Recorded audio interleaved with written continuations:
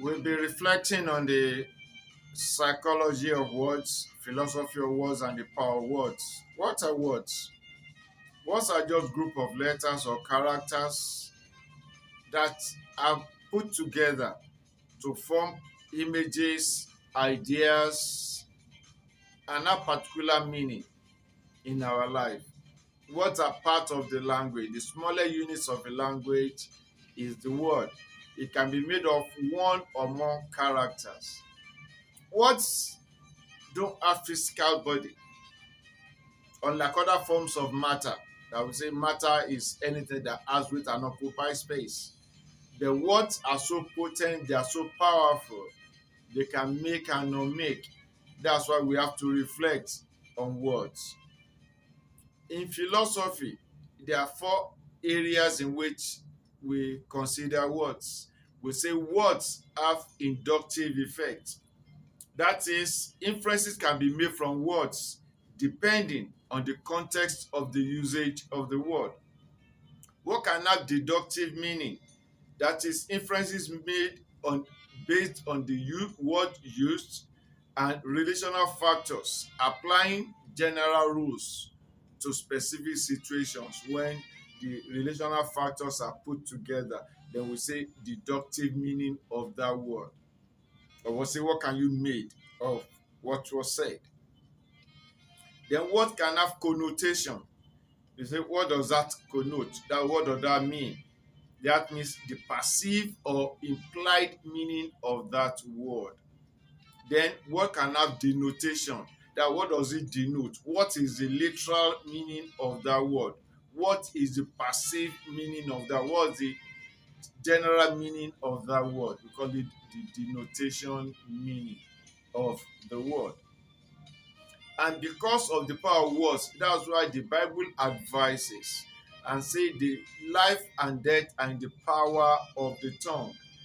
Then in another part of the Bible in James, it say the tongue that we use for pronouncing, for uttering these words, is a word of fire, which we need to manage very well. Then another place say, let your words, your speech, be with grace, seasoned with salt, ministering life to those that hear you. Some of us just speak. We say, like in Yoruba, say, mo kàn sọ́nà ni, mi ò mean ẹ̀ bẹ́ẹ̀. I just said it, I didn't mean it that way. But the point, did you say it or not? Do you know what is that word you have just uttered is meaning to the person, to your hearer? That's why we have to be careful of the word that we speak. And that's why in law, when the police people come, they will say, please be quiet. Anything you say can be used against you. Because and if you refuse to listen to their advice, to take their warning, you say something, they take note of it, they say, okay, when we came to invite you, did you say it? I said it, I didn't mean it that way. But the point, did you say it or not? So words are very important. Even the Bible advises, Jesus said it. It's in Matthew chapter 12, verses 37 and 37. He said, be careful of every idle word that you speak, because in judgment you give account of every word that you speak. Then he said, by your words of your mouth, you can be justified and you can be condemned. And some of us have used our word to hurt many people, especially in our part of the world. They say, I will dress him down, I will dress her down. So by the time I finish with him, he could not even stand up. What gives? So words are powerful. The wounds caused by words are difficult to heal. Physical wounds can be treated. That's why that time when I gave the word on trauma, some word that we speak cause so much traumatic, like a boy that was adopted by a lady in Nigeria. The lady, after the boy was adopted when he was, I think, around 3 or 4 years old. Now he's a teenager. I don't know what the boy did that the foster mother now informed him that I'm not your biological mother. I adopted you. I don't know what turned in the head of that boy. To cut the long story short, the boy killed the woman. The woman that time was 70 plus. He just his friend advised him that if you don't like what she's doing, just push her. And the boy pushed it, the lady hit her head and she was gone. That one happened this year. So the words that we speak are very powerful. So I will give, and this one is very important, especially for educators. Many teachers have used good words to help so many children, to help to redirect their life. And those children are better for it now. Words. Instead of saying, you cannot pass, you are just disturbing yourself in my class. What are you doing? You're wasting my time. And we know the story of Thomas Edison.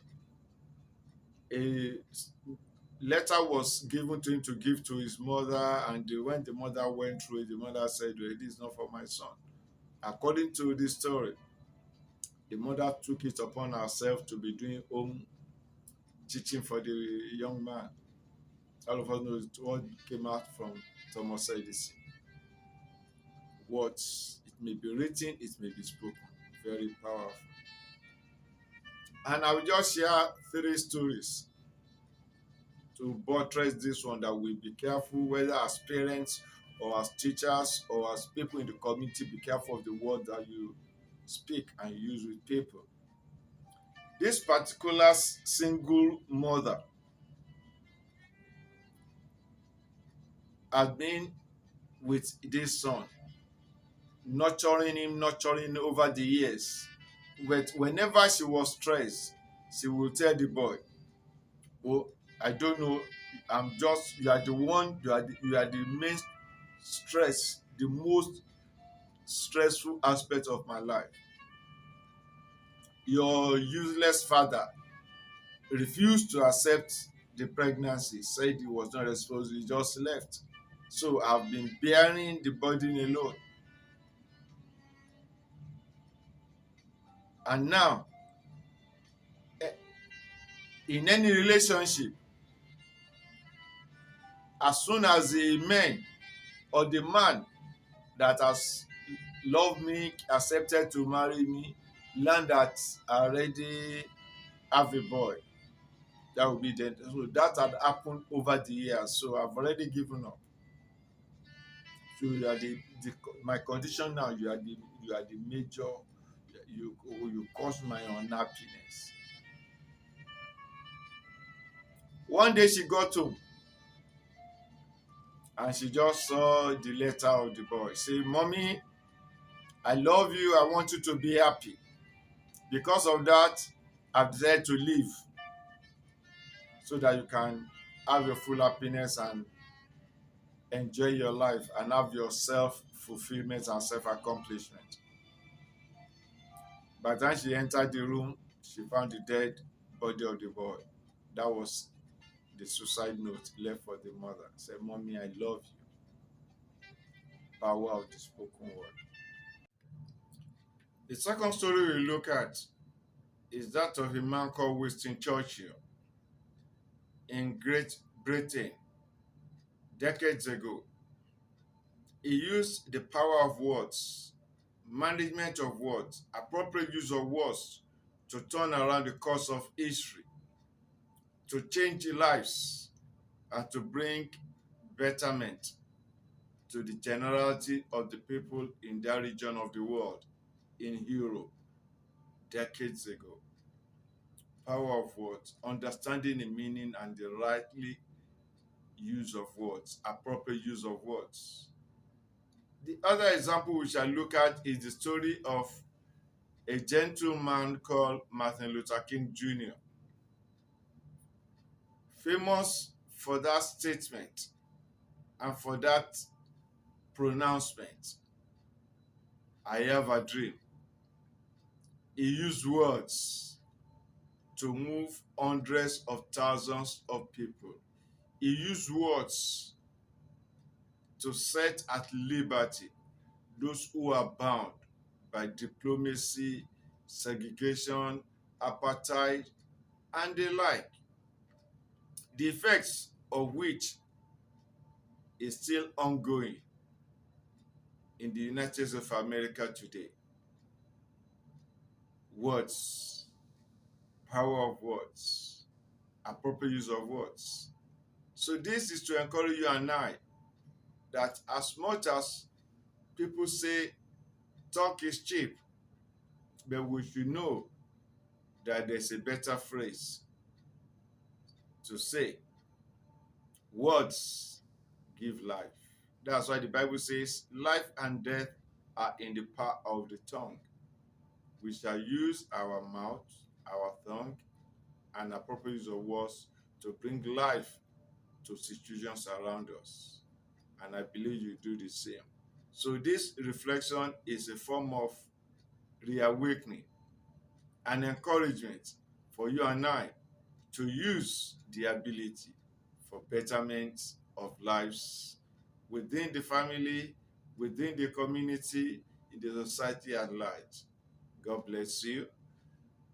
Comment, share, and subscribe if you have not subscribed to my channel. Till next time we meet on this channel, God bless you.